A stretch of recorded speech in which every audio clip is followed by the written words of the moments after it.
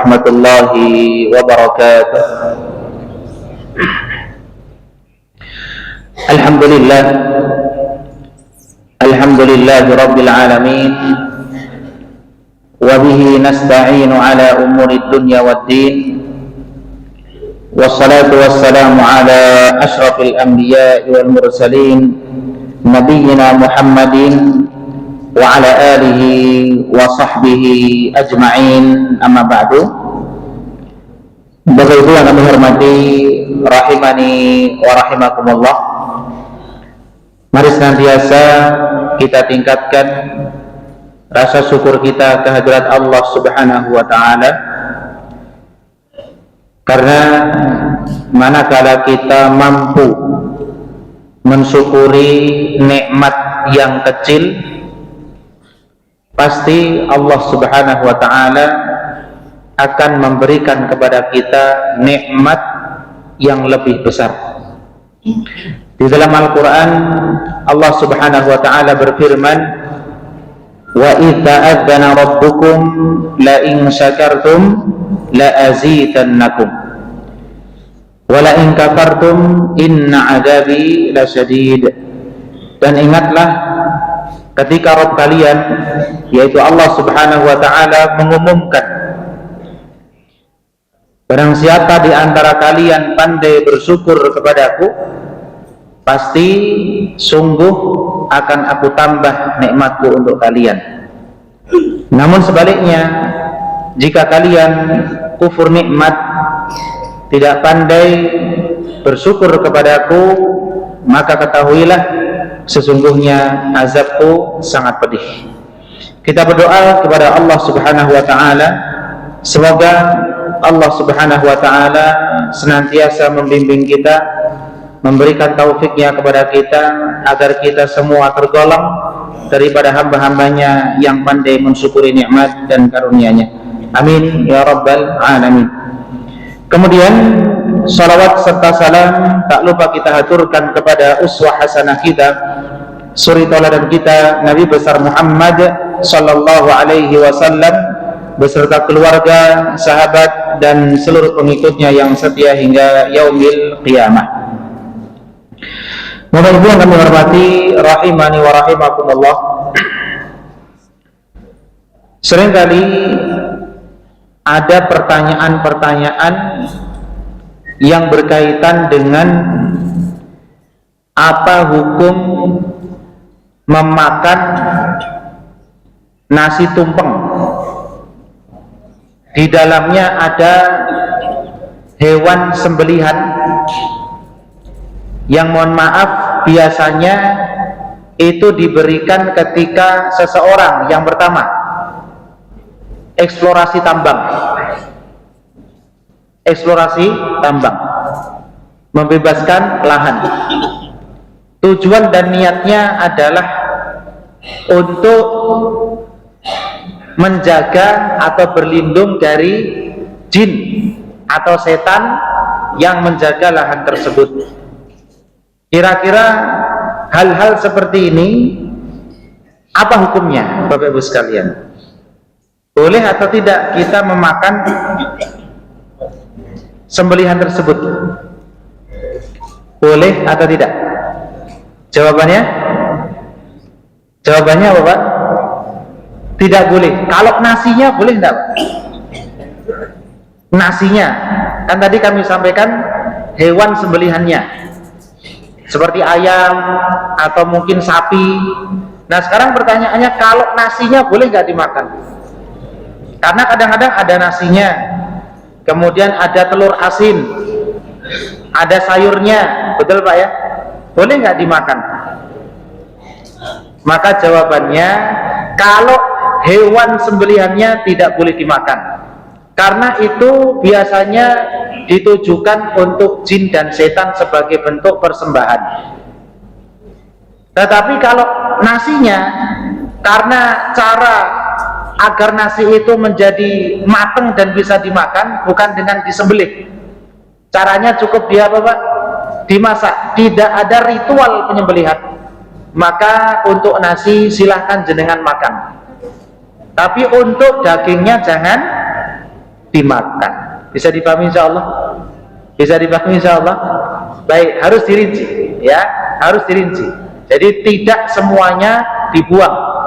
Nasinya jenengan silahkan konsumsi, sayurnya jenengan silahkan konsumsi. Tapi kalau hewan sembelihannya, dagingnya biasanya ayam kampung, kambing dan sebagainya, maka jangan dimakan, karena biasanya ketika menyembelih meskipun mengucapkan basmalah, tetapi tujuannya bukan untuk taqarrub ilallah. Tujuannya untuk apa? Mempersembahkan kepada jin atau setan. Naudzubillah min dzalik. Perbuatan ini termasuk perbuatan syirik. Maka Bapak Ibu sekalian yang kami hormati rahimani wa rahimakumullah, pada malam hari ini kita akan bersama-sama mempelajari tentang ritual penyembelihan. Ritual penyembelihan ini sudah dikenal sejak zaman Nabi Adam alaihi salam. Siapa Pak yang pertama kali nyembelih putranya? Nabi Adam. Di dalam Al-Quran jenengan bisa lihat surah Al-Ma'idah ayat 27. Allah subhanahu wa ta'ala berfirman, "Watlu alaihim naba'a bnai Adam bil haqq." Wahai Muhammad, ceritakanlah kepada mereka kisah dua putra Adam bil haqq, dengan yang sebenarnya. Jangan dikurangi, jangan ditambah, dengan yang sebenarnya. Idh qarraba qurbana, yaitu ketika keduanya mempersembahkan hewan kurban. Sebagian ulama tafsir mengatakan hewan kurban yang dipersembahkan oleh kedua putra Nabi Adam alaihissalam adalah domba. Apa Pak? Domba. Kemudian di dalam ayat ini disebutkan fatuqbila min ahadihima wa lam yutaqabbal minal akhar. Persembahan dari salah satu keduanya diterima oleh Allah Subhanahu wa ta'ala. Yang satunya tidak diterima oleh Allah Subhanahu wa ta'ala. Yang diterima milik Qabil atau Habil, Pak. Memang penamaan Qabil dan Habil ini tidak ada di dalam Al-Quran, ada di dalam Israiliyat. Tapi tidak terlalu penting namanya siapa, karena tidak terkait dengan hukum fikih maupun akidah. Tetapi yang perlu kita ketahui bahwa salah satu putra Nabi Adam, hewan kurbannya diterima oleh Allah, yang satunya tidak diterima oleh Allah Subhanahu wa ta'ala. Maka kalau kita misalnya menamakan anak Nabi Adam Qabil dan Habil, yang membunuh yang Qabil atau yang Habil, Pak? Qabil membunuh Habil. Maka di dalam Al-Quran disebutkan qala la'aqtulanna. Qabil mengatakan kepada Habil, wahai Habil, pasti aku akan membunuhmu. Kenapa? Karena ada kecemburuan. Ada kecemburuan, dan ini bahaya Bapak Ibu sekalian. Manakala ada kecemburuan di dalam hati kita, kemudian kita biarkan, itu wal'iyadu billah, dosa terberat yang bisa timbul karena kecemburuan adalah membunuh. Di antaranya kisah Nabi Adam, yaitu putra-putranya. Kemudian juga kisah seseorang yang mendatangi Ibnu Abbas radhiyallahu anhuma. Jadi ada orang, Bapak Ibu sekalian, datang kepada Ibnu Abbas. Kemudian orang tersebut mengatakan, wahai Ibnu Abbas, saya pernah cinta kepada seorang wanita. Aku lamar wanita tersebut, ditolak. Kemudian ada laki-laki lain melamarnya, diterima. Fagirtu alaiha, maka aku cemburu. Gara-gara apa Pak? Cemburu. Karena aku cemburu, maka aku bunuh wanita yang aku cintai. Jadi wanita yang dia cintai, dia bunuh, Bapak Ibu sekalian. Sebabnya apa? Karena cemburu. Maka hati-hati, saudara kandung bisa membunuh saudaranya. Betul Pak? Karena apa? Cemburu, hasad. Fatuqbila min ahadihima wa lam yutaqabbal minal akhar qala la aqulannak. Kemudian Habil mengatakan kepada Qabil, wahai Qabil, innama yataqabbalullahu minal muttaqin. Kenapa kok sembelihanku diterima, sembelihanmu tidak diterima? Karena kamu tidak bertakwa kepada Allah. Dan Allah Subhanahu wa ta'ala hanya menerima ibadah dari orang-orang yang bertakwa. Innama yataqabbalullahu minal muttaqin. Al-Maidah ayat 27. Ya. Jadi ini ritual penyembelihan pertama yang terjadi di umat manusia, yaitu di zaman siapa? Nabi Adam alaihi salam. Kemudian di zaman Nabi Ibrahim alaihi salam, beliau adalah salah satu nabi yang juga mendapat perintah untuk melakukan penyembelihan. Tetapi yang disembelih bukan hewan, Pak. Siapa, Pak, yang disembelih oleh Nabi Ibrahim? Perintahnya menyembelih siapa? Sebagian ulama tafsir mengatakan Ismail, sebagian yang lain mengatakan Ishak. Jadi ada dua pendapat. Yang pertama Ismail, yang kedua siapa? Ishak. Jadi kan bisa lihat di kitab-kitab tafsir. Ya. Kenapa terjadi perbedaan pendapat? Karena memang di dalam Al-Quran yang biasanya Allah menyebut nama Ishak, dan Allah juga biasa menyebut nama Ismail. Tetapi dalam ayat ini Allah tidak menyebutkan Ishak atau Ismail. Maka para ulama tafsir berbeda pendapat. Jenengan bisa lihat di dalam surah As-Saffat ayat 102. Allah Subhanahu wa ta'ala berfirman, falamma balagha ma'ahu sa'ya, ketika anaknya Ibrahim alaihi salam sampai umur yang bisa diajak berusaha. Para ulama sebagian mereka mengatakan kira-kira 7 tahun, sebagian yang lain mengatakan kira-kira 13 tahun bisa diajak berusaha. Kemudian Allah Subhanahu wa ta'ala melanjutkan, qala ya bunayya, Nabi Ibrahim berkata, ya bunayya, wahai anakku, inni ara fil manami anni adbahuka, sesungguhnya aku melihat di dalam mimpiku bahwa aku sedang menyembelihmu, atau aku diperintahkan untuk menyembelihmu. Anni adbahuka fanzur madza tara, maka perhatikanlah wahai anakku, pikirkanlah wahai anakku, apa pendapatmu. Qala, maka anaknya mengatakan, ya abatif al ma tu'mar, wahai ayahanda, laksanakan apa yang diperintahkan Allah kepadamu. Satajiduni insyaallahu minas sabirin, maka engkau akan mendapatiku termasuk daripada orang-orang yang sabar. Coba jenengan cek di dalam ayat ini, ada nama Ismail, Pak? Ada nama Ismail? Tidak. Ada nama Ishak? Tidak. Itulah mengapa para ulama tafsir berbeda pendapat. Yang mengatakan Ismail berarti ada dalilnya, yang mengatakan Ishak berarti juga ada acuan dan dalilnya. Bisa dipahami insyaallah? Jadi di sini ada perbedaan pendapat, apakah itu Ismail ataukah itu Ishak alaihima assalam. Ya. Kemudian Allah Subhanahu wa ta'ala melanjutkan, falamma aslama wa tallahu lil jabin, ketika keduanya yaitu Nabi Ibrahim, kita ambil misalnya Ismail, Pak, ya, dan Nabi Ismail telah berserah diri, menyerahkan semuanya kepada Allah Subhanahu wa ta'ala. Wa tallahu lil jabin, dan Ibrahim membaringkan anaknya di atas pelipisnya. Jangan pernah lihat orang nyembelih kambing, Pak? Biasanya kepalanya ditaruh di mana? Di atas pelipisnya begini, sebelah kiri. Betul, Pak, ya? Jadi ditidurkan sebelah kiri, kepalanya itu kena tanah atau lantai, pelipisnya. Begitu juga posisi Nabi Ismail alaihi assalam.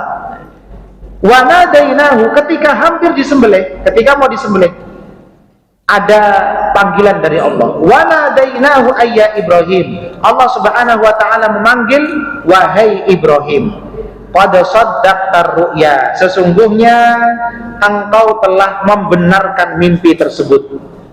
Inna kadzalika najzil muhsinin, sesungguhnya demikianlah kami memberi balasan kepada orang-orang yang berbuat baik. Inna hadza lahuwal bala'ul mubin, sesungguhnya ini benar-benar ujian yang nyata. Berat, Pak. Anak yang ditunggu-tunggu bertahun-tahun, ketika sudah mencapai umur 7 tahun atau 13 tahun diperintahkan untuk disembelih. Tentu ini tidak mudah. Maka Allah Subhanahu wa taala setelahnya mengatakan wa fadainahu bidzibhin adzim. Kami ganti perintah tadi dengan menyembelih apa? Domba. Bidzibhin adzim. Kata para ulama tafsir, sebagian mereka mengatakan ketika Nabi Ibrahim dibaringkan, Nabi Ismail dibaringkan, datang malaikat Jibril membawa domba. Datang malaikat Jibril membawa apa? Membawa domba. Akhirnya yang disembelih siapa, Pak? Ismail atau dombanya? Yang disembelih akhirnya dombanya, bukan Nabi Ismail alaihi salam. Jangan sampai kita membayangkan berarti Nabi Ismail disembelih menghilang jadi domba. Tidak. Jadi belum disembelih, dipanggil oleh Allah, kemudian Jibril membawa apa? Domba. Jibril alaihi assalam. Wallahu ta'ala alam bisawab. Kemudian Bapak Ibu sekalian yang kami hormati rahimani wa rahimakumullah, yang selanjutnya akan kita sebutkan ritual penyembelihan pada syariat Nabi Muhammad sallallahu alaihi wasallam. Ada 4 ritual penyembelihan di dalam syariat Nabi Muhammad sallallahu alaihi wasallam yang tujuannya untuk taqarrub ilallah, tujuannya untuk beribadah kepada Allah. Yang pertama adalah udhiyah. Yang pertama apa? Udhiyah. Dan ini berkaitan dengan perayaan hari Idul Adha. Berarti tanggal berapa, Pak? Tanggal 10 Zulhijjah. Dinamakan dengan udhiyah. Ritual penyembelihannya dinamakan dengan apa? Udhiyah. Tanggal 10 Zulhijjah, tanggal 11, tanggal 12, dan tanggal 13 sebelum maghrib, itu paling akhir. Ya, ini dinamakan dengan udhiyah. Kemudian yang kedua, akikah. Nah, ini juga termasuk ritual apa? Penyembelihan. Akikah ini kapan, Pak? Disyariatkan pada tanggal berapa? 7 hari setelah melahirkan. Ya, berapa hari? 7 hari setelah melahirkan. Jadi hari ke-7. Ya, hari ke-7 itu disyariatkan untuk akikah. Di dalam Himpunan Pusat Tarjih Muhammadiyah, kalau jenengan bisa lihat, itu maksimal 7 hari. Kalau di luar itu tidak ada akikah. Namun di beberapa fatwa ulama yang lain mengatakan maksimal 21 hari. Maksimal berapa? 21 hari. 7 kelipatannya 14, 21. Dan jenengan di tanggal 8 nggak ada masalah. Di tanggal 9 tidak ada masalah. Kalau mengikuti fatwa yang 21 hari. Tanggal 20 pun tidak ada masalah. Fatwa ini langsung dari istri beliau sallallahu alaihi wasallam, yaitu Aisyah radhiyallahu anha. Meskipun tidak ada hadis yang disandarkan kepada Nabi kita Muhammad sallallahu alaihi wasallam, tetapi ketika ada fatwa sahabat ini muktabar, yaitu istri Nabi Muhammad sallallahu alaihi wasallam, maka fatwa beliau bisa dijadikan sebagai acuan. Meskipun tidak ada hadis dari Nabi kita Muhammad sallallahu alaihi wasallam sampai 21 hari. Bahkan ada sebagian ulama yang mengatakan sampai seumur hidup. Selama belum diakikohi, maka kalau kita mampu, boleh kita mengakikohi diri kita sendiri. Jadi ada beberapa pendapat di kalangan ulama pada perkara ini. Monggo jenengan milih yang mana, ya silakan. Tetapi kalau ada kemampuan, usahakan jangan lewat dari 7 hari. Usahakan jangan lewat dari apa? 7 hari. Nah, sekarang pertanyaan yang selanjutnya, bolehkah menggabungkan niat udhiyah dengan akikah? Boleh nggak kira-kira, Pak? Misalnya di hari ke-7 ngepasi jenengan pas Idul Adha, kambingnya satu di hari ke-10, 10 Dzulhijjah. Kambingnya berapa? Satu. Tapi niatnya dua. Yang pertama, ngepasi hari ke-7 sekalian akikoh. Dengan pingin udhiyah sekalian apa? Akikoh. Kira-kira boleh atau enggak, Pak? Kambingnya satu, niatnya dua. Boleh atau tidak? Jawabannya tidak boleh. Ya, jawabannya apa? Tidak boleh. Tidak boleh menggabungkan dua niat, niat udhiyah dan akikoh. Hewannya hanya satu, tidak boleh. Maka salah satunya yang akan diterima oleh Allah Subhanahu wa ta'ala. Tentu ada khilaf di kalangan ulama. Kalau niatnya dua, yang diterima yang udhiyah atau yang akikoh. Tentu sekali lagi ada khilaf di kalangan ulama, karena ini masalah kontemporer. Ya, tetapi Bapak Ibu sekalian, yang perlu digarisbawahi, tidak boleh menggabungkan niat udhiyah dengan niat akikoh dalam satu waktu dan satu kambing, tidak boleh. Bisa dipahami insyaallah? Baik. Kemudian yang ketiga, ada ritual penyembelihan yang dinamakan dengan hadiyu. Hadiyu ini biasanya terkait dengan ibadah apa, Pak? Ibadah haji. Nggak ada ceritanya nyembelih hadiyu di Banjarmasin, tidak boleh. Hadiyu itu hanya boleh disembelih di Mekah. Bisa dipahami ya? Di tanah suci, di tanah haram, yaitu di Mekah. Karena ini berkaitan dengan ibadah haji. Ya. Kemudian yang keempat, ada yang dinamakan dengan dam. Dam ini juga terkait dengan ibadah haji.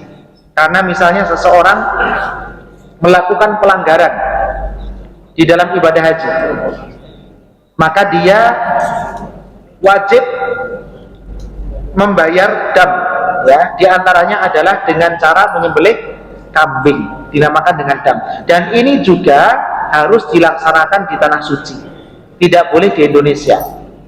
Jadi yang boleh di Indonesia hanya dua, udhiyah dan apa? Akikoh. Jadi kalau hadiyu dan dam, maka dia hanya boleh dilaksanakan di mana, Pak? Di tanah suci, karena berkaitan dengan ibadah haji. Kemudian Bapak Ibu sekalian yang kami hormati, yang selanjutnya yang tak kalah pentingnya adalah bagaimana aturan di dalam penyembelihan syar'i. Yang pertama, ada beberapa ketentuan yang ditetapkan oleh syariat agar penyembelihan yang dilakukan oleh penyembelih itu sah. Ada beberapa ketentuan. Kalau tidak terpenuhi ketentuan-ketentuan ini, maka sembelihannya tidak sah. Kalau tidak sah, berarti haram dimakan. Yang pertama adalah dilihat dari sisi orang yang menyembelih. Yang pertama apa? Orang yang menyembelih. Di sini para ulama menyebutkan syarat penyembelih itu ada dua.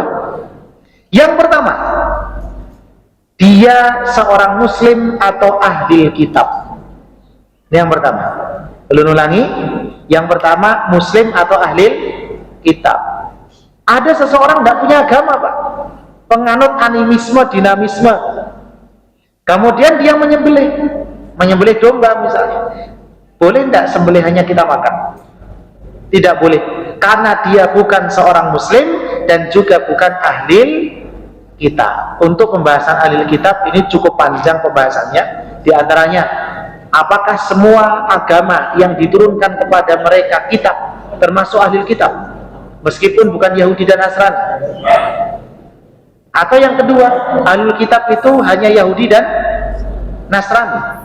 Kemudian timbul pertanyaan kembali, apakah ahlul kitab Yahudi dan Nasrani di zaman Nabi Muhammad SAW sama dengan ahlul kitab yang di zaman sekarang? Itu juga ada pembahasan khusus di kalangan ulama rahimahumullahu ta'ala. Tapi secara garis besar kita tahu bahwa di antara syarat penyembelih harus muslim atau ahli kitab. Kemudian syarat yang kedua bagi si penyembelih adalah berakal. Jadi yang nyembelih harus berakal, Pak. Kalau ada orang kabur dari Sambang Lihum, ya Pak ya, dalam 100 kilo, ini nggak main-main, Pak ya. Kemarin tuh ada pembulian di SMA Martapura, Ya, ada pembulian perempuan 3 SMA sekarang masuk Sambang Liwu. Baru beberapa pekan yang lalu dibully sama kawan-kawannya, kawannya perempuan Pak, kemudian sampai gila masuk Sambang Lihum. Itu terjadi pada bulan ini. Ya, jadi kalau ada orang gila nyembelih, diterima enggak Pak sembelihannya? Jenengan boleh konsumsi atau tidak? Tidak boleh. Ya, tidak boleh orang gila jadi tukang jagal. Tidak sah. Bisa dipahami insyaallah? Apa alasannya? Karena tidak berakal. Termasuk anak kecil 3 tahun belum tamyiz. Kalau anak-anak minimal sudah tamyiz. Tamyiz itu meskipun belum balik, dia bisa membedakan ini yang baik, ini yang buruk. Ya, tapi kalau belum tamyiz, jenengan kasih dia wewenang untuk nyembelih, maka sembelihannya tidak sah karena akalnya belum matang. Bisa dipahami insyaallah? Baik. Kemudian yang kedua, di antara ketentuan agar sembelihan kita sah adalah teknik penyembelihannya. Nah, ini tekniknya juga harus diperhatikan. Tekniknya bagaimana? Yang pertama, pastikan hewan yang hendak disembelih masih hidup ketika disembelih, meskipun meregang nyawa. Yang penting detak jantungnya masih apa? Ada, meskipun sudah meregang nyawa. Meskipun dalam masa ini tentu ada khilaf Pak ya, kalau sudah meregang nyawa itu boleh nggak disembelih? Itu dibahas di dalam madzhab Syafi'i, itu dibahas secara detail. Tetapi secara umum selama nyawa itu masih ada, belum meninggal, maka boleh disembelih. Pastikan hewan itu masih hidup. Kalau sudah mati namanya apa Pak? Bangkai, nggak boleh disembelih. Ya, itu sudah tidak boleh dikonsumsi. Kemudian yang kedua, kita lihat alatnya. Jenengan mau nyembelih ayam pakai palu, bisa enggak Pak? Atau nyembelih ayam pakai martil, bisa enggak Pak? Enggak bisa. Meskipun akhirnya mati juga. Jenengan gebuki pakai palu terus mati, ya itu bisa. Tetapi sembelihannya tidak sah. Karena tidak menggunakan benda tajam. Kalau di zaman kita pakai apa? Pisau. Ada benda tajam yang tidak boleh dipakai untuk nyembelih. Yang pertama apa? Kuku tidak boleh. Kuku atau yang terbuat dari kuku tidak boleh digunakan untuk menyembelih. Kenapa? Karena ada hadis yang diriwayatkan oleh Rafi' bin Khudaij. Rasulullah SAW melarang kita menyembelih dengan kuku atau tulang. Tulang itu termasuk gigi kita, itu tulang. Tidak boleh kita menyembelih ayam, menyembelih kambing, unta dengan apa? Tulang atau kuku. Hukumnya haram. Ya, meskipun itu benda tajam. Ya. Kemudian yang selanjutnya, Bapak Ibu sekalian yang kami hormati, ini yang paling penting, pengucapan basmalah. Nah, pengucapan apa? Tadi penyembelih sudah kita sebutkan, muslim atau ahli kitab. Kemudian yang kedua berakal. Kemudian pastikan hewan itu masih apa? Hidup, dan alatnya juga harus tajam. Nah sekarang pertanyaannya, hukum basmalah sebelum nyembelih itu apa Pak? Wajib atau sunnah? Wajib atau sunnah? Baik. Membaca lafaz basmalah, bismillah. Para ulama, bahkan mayoritas ulama, hampir seluruh ulama mengatakan hukumnya wajib karena termasuk syarat sah. Kalau nggak mengucapkan bismillah karena itu termasuk syarat sah, maka sembelihannya tidak sah. Bisa dipahami insyaallah? Kalau sembelihannya tidak sah, maka tidak boleh dimakan. Pertanyaannya, kalau lupa gimana? Lupa Pak? Lupa mengucapkan bismillah, boleh nggak dimakan sembelihannya? Dia tidak sengaja. Jawabannya, kalau kita mengatakan syarat sah, tetap tidak boleh. Meskipun yang lupa tadi nggak berdosa, tidak berdosa, tetapi sembelihannya tetap tidak sah. Kenapa? Karena belum mengucapkan bismillah. Meskipun dia tidak berdosa karena lupa.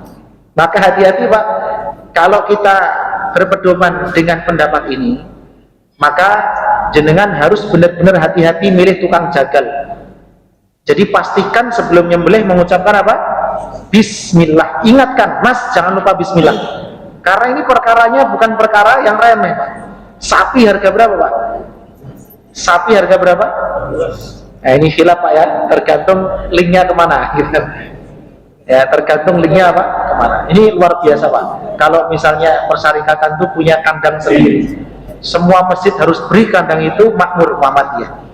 Makmur Muhammadiyah. Saya yakin kalau bisa bersatu, Pak. Kalau bisa apa? Bersatu. Ya. Semoga kepentingan-kepentingan yang tidak penting bisa dibuang. Jadi kalau misalnya Bapak Ibu sekalian, seseorang nggak mengucapkan bismillah tapi lupa, maka tetap sembelihannya tidak boleh apa? Dimakan. Yang lupa nggak dosa, nggak ada masalah. Tapi sembelihannya tetap tidak boleh dimakan. Nah, ini pendapat dalam masalah bismillah yang pertama. Apa dalilnya? Dalilnya adalah firman Allah Ta'ala, wala ta'kulu mimma lam yudhkarismullahi alaih. Janganlah kalian memakan binatang-binatang yang tidak disebut nama Allah ketika menyembelihnya. Berulang lagi, janganlah kalian memakan binatang-binatang yang tidak disebut nama Allah ketika menyembelih. Dilarang oleh Allah Subhanahu wa ta'ala. Wa innahu lafiskun, karena perbuatan semacam itu adalah sebuah kefasikan. Dengan bisa lihat di dalam Al-An'am ayat 121. Nah, sekarang pertanyaannya, ada atau tidak ulama yang mengatakan basmalah ketika menyembelih itu sunnah hukumnya? Ada enggak, Pak? Jawabannya ada. Dan ulamanya bukan kaleng-kaleng, Pak. Imam Syafi'i. Imam apa? Syafi'i. Dan perlu saya sampaikan, rata-rata ulama yang logikanya kuat dari mazhab Syafi'i. Ulama yang logika dan ilmu alatnya kuat itu dari mazhab apa? Syafi'i. Imam Nawawi Syafi'i. Ibnu Hajar Al-Asqalani Syafi'i. Itu baru dua, Pak, ya. Dan masih banyak ulama lain yang belum disebutkan. Memang mereka ilmu mantiknya kuat. Ilmu mantiknya apa kuat? Kalau jenengan pengen lihat ilmu mantik, ada perdebatan yang baru-baru yang mengatakan Allah itu rasional atau tidak. Nah, jenengan bisa lihat, itu ilmu mantiknya luar biasa. Ya, ilmu kalam. Meskipun ada ulama yang melarang untuk melajarinya, ada ulama yang membolehkan, itulah ya ijtihadiyah para ulama rahimahumullahu ta'ala. Tapi yang pasti Imam Syafi'i mengatakan bahwa bismillah sebelum nyembelih itu hukumnya sunnah, tidak sampai wajib. Jenengan pilih yang mana, Pak? Kalau Imam Syafi'i ini paling nyaman. Kalau jenengan sengaja nggak mengucapkan basmalah, makruh, tidak sampai haram, karena sunnah lawannya makruh, wajib lawannya haram. Jadi misalnya seseorang sengaja wis sembelih nggak mengucapkan apa? Bismillah, boleh nggak dimakan? Boleh, menurut mazhab Syafi'i. Yang penting tujuannya untuk Allah, bukan untuk jin dan setan. Maka Imam Syafi'i, beliau berani menabrak pendapat mayoritas ulama karena punya dalil. Karena punya apa? Dalil. Apa dalil beliau? Bukankah Anda wahai jumhur ulama barusan mengatakan bahwa kalau yang nyembelih ahlul kitab sembelihannya sah? Benar kan, Pak? Tadi kan muslim atau ahli kita. Semua tahu itu, Pak. Allah yang mengatakan boleh kita memakan sembelihan ahlul kitab. Pertanyaannya Imam Syafi'i, bisakah Anda memastikan bahwa ahli kitab itu mengucapkan basmalah? Jawabannya pasti nggak bisa. Nggak bisa memastikan. Betul, Pak, ya? Itu kata Imam Syafi'i. Yang kedua, dalil yang jenengan bawa wahai jumhur ulama itu sama, dalil saya juga itu. Tetapi bedanya Imam Syafi'i mengatakan ketika Allah mengatakan janganlah kalian memakan binatang-binatang yang tidak disebutkan nama Allah, itu maksudnya adalah yang tujuannya bukan untuk Allah. Ada seseorang bismillah, ini untuk jin yang menjaga pohon beringin, tapi dia bismillah, Pak. Bismillah ini tujuannya untuk apa? Penjaga pohon beringin. Tapi sebelum nyembelih bismillah, sah atau tidak sembelihannya? Sah atau tidak? Tidak sah, sepakat ulama. Meskipun dia bismillah, tapi tujuannya untuk siapa? Bukan untuk Allah, untuk jin dan setan. maka tidak sah. Itu kata Imam Syafi'i. Maka yang menjadi acuan itu bukan bismillah atau tidak bismillah, kata Imam Syafi'i. Yang menjadi acuan itu tujuannya untuk siapa? Berapa banyak hewan akan menjadi haram kalau hanya karena lupa bismillah kemudian menjadi haram? Bisa dipahami nggak Pak? Ini kata Imam Syafi'i, bukan kata saya ya. Jadi kata Imam Syafi'i rahimahullahu ta'ala. Nah, dari dua pendapat ini kira-kira mana yang benar Pak? Kalau jenengan mengatakan Imam Syafi'i yang benar, ini 3 ulama besar loh Pak.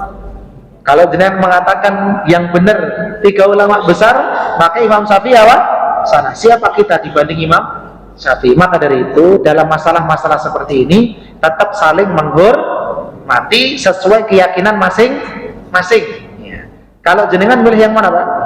Saya pribadi lebih condong kepada pendapat jumhur ulama karena lebih hati-hati. Makanya kalau nyembelih hati-hati ya, ingatkan, ucapkan bismillah itu minimal ya. Bismillah itu apa? Yang wajib bismillah. Adapun beberapa doa tambahan itu hukumnya sunnah ya. Ini insya Allah pendapat yang lebih mendekati. Ustaz, kenapa jenengan sebutkan pendapat Imam Syafi'i? Ya justru begitu cara belajar Pak, supaya wawasan kita apa? Luas ya, supaya wawasan kita luas. Ibnu Abbas itu pernah ditanya Pak. Ibnu Abbas ditanya oleh Atha bin Yasar, kenapa Anda bertanya kepada orang yang mendatangimu tadi, apakah ibu masih hidup? Jadi ada orang membunuh tadi Pak ya, membunuh kekasihnya, kemudian ingin tobat. Ibnu Abbas mengatakan, ibu masih hidup atau tidak?